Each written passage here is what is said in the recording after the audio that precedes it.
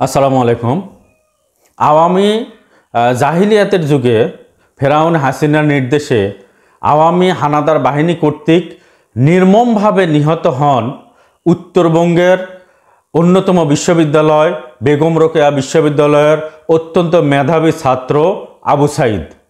আবু সাঈদকে নির্মমভাবে বৈষম্য বিরোধী ছাত্র আন্দোলনের সময় গুলি করে হত্যা করা হয়।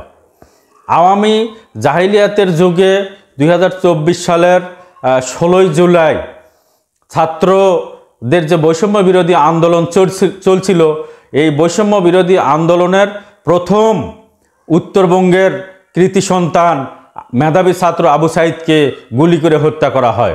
অর্থাৎ বৈষম্য বিরোধী ছাত্র আন্দোলনের প্রথম শহীদ হচ্ছে আবু সাঈদ। আবু সাঈদের মামলায় 30 জন আসামির মধ্যে 26 জনকে গ্রেপ্তারি পরোয়ানা জারি করা হয়েছে।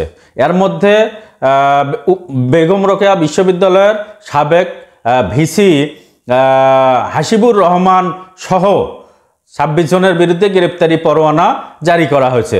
আর বাকি 4 জন আগে থেকেই গ্রেপ্তার ছিল। এই যে বাকি 4 জন যে গ্রেপ্তার ছিল তারা হচ্ছেন, এক নম্বর হচ্ছে বেগম রোকেয়া বিশ্ববিদ্যালয়ের সাবেক প্রক্টর শরীফুল ইসলাম। আর দ্বিতীয় জন হচ্ছে পুলিশের সাবেক সহকারী পরিদর্শক এএসআই অমিত হোসেন। আরেকজন হচ্ছে কনস্টেবল সুজন চন্দ্র রায়। আরেকজন হচ্ছে নিষিদ্ধ সংগঠন ছাত্রলীগ নেতা ইমরান চৌধুরী ওরফে আকাশ। এই 4 জন গ্রেপ্তার আছেন। বাকি 26 জনের বিরুদ্ধে গ্রেপ্তারি পরোয়ানা জারি করা হয়েছে। এখন আমার কথা হচ্ছে, আওয়ামী জাহিলিয়াতের যুগে বৈষম্য বিরোধী ছাত্র আন্দোলনে ফেরাউন হাসিনার নির্দেশে হাজার হাজার শিক্ষার্থীকে গুলি করে হত্যা করা হয়।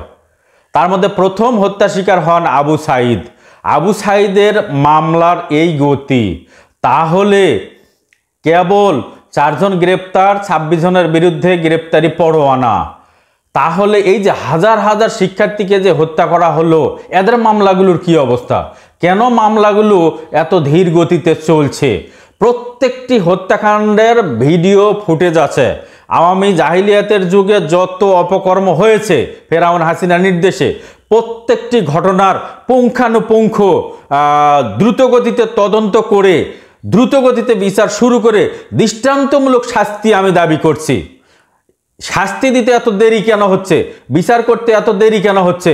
আমরা অত্যন্ত আগ্রহের সঙ্গে অপেক্ষা করছি যে কবে এই হাজার হাজার গুলি করে হত্যার বিচার শুরু হবে, বিচার কাজ আমরা দেখতে পাবো।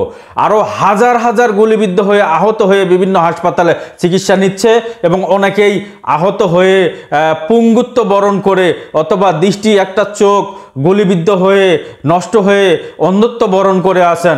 অনেকেই পঙ্গুত্ব হয়ে বর্তমানে বাড়িতে অত্যন্ত কষ্টের মধ্যে দিনাতিপাত করছেন। এই মামলাগুলোর কি অবস্থা?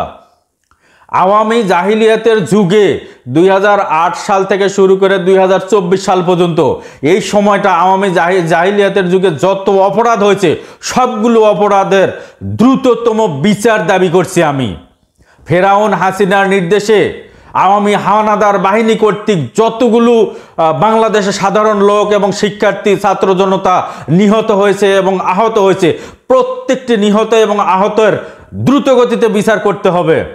সারা বাংলাদেশে নির্বাচন নিয়ে শুধু খেললে হবে না, বিচারগুলো দ্রুত গতিতে বাস্তবায়ন করতে হবে, সেই সঙ্গে দ্রুত সংস্কার করতে হবে, এরপরে দ্রুত নির্বাচন দিতে হবে। এত ঢিলাঢালা পরিস্থিতি আমরা সাধারণ জনগণ কামনা করি না।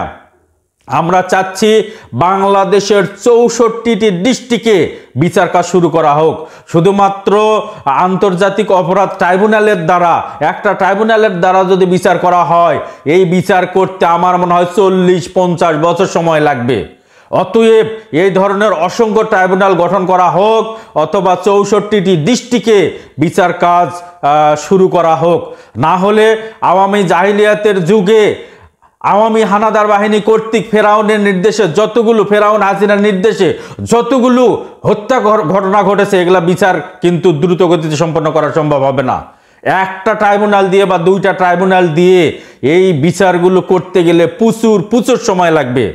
আমি মাননীয় অন্তর্বর্তী সরকারের প্রধান উপদেষ্টা ডক্টর মোহাম্মদ ইউনূস স্যারের কাছে বিনীত অনুরোধ করছি, একটা দুটা ট্রাইব্যুনাল দিয়ে হবে না, অসংখ্য ট্রাইব্যুনাল গঠন করুন এবং 64 ডিস্ট্রিক্টে বৈষম্য বিরোধী ছাত্র আন্দোলনে আওয়ামী জাহিলিয়াতের যুগে যেসব ছাত্ররা নিহত হয়েছেন, শুধুমাত্র রংপুরের একটা বিচার করলে হবে না, রংপুর, ঢাকা, রাজশাহী, চিটাগাং, ময়মনসিংহ, সিলেট, বরিশাল, প্রত্যেকটি 64 ডিস্ট্রিক্টের যত জায়গাতে, যত বিশ্ববিদ্যালয়ে, যত কলেজে মেধাবী শিক্ষার্থীরা হত্যার শিকার হয়েছে, প্রত্যেকটি জায়গায় দ্রুত গতিতে বিচার কাজ শুরু করার জন্য আমি বিনীত অনুরোধ করছি। এই বলে আমি আমার কথা শেষ করছি। ভালো থাকবেন, সুস্থ থাকবেন। আমার কথাগুলো যদি ভালো লাগে চ্যানেলটি সাবস্ক্রাইব করবেন এবং ভিডিওটি শেয়ার করবেন যাতে অনেকেই দেখার সুযোগ পায়। ভালো থাকবেন, সুস্থ থাকবেন। আসসালামু আলাইকুম।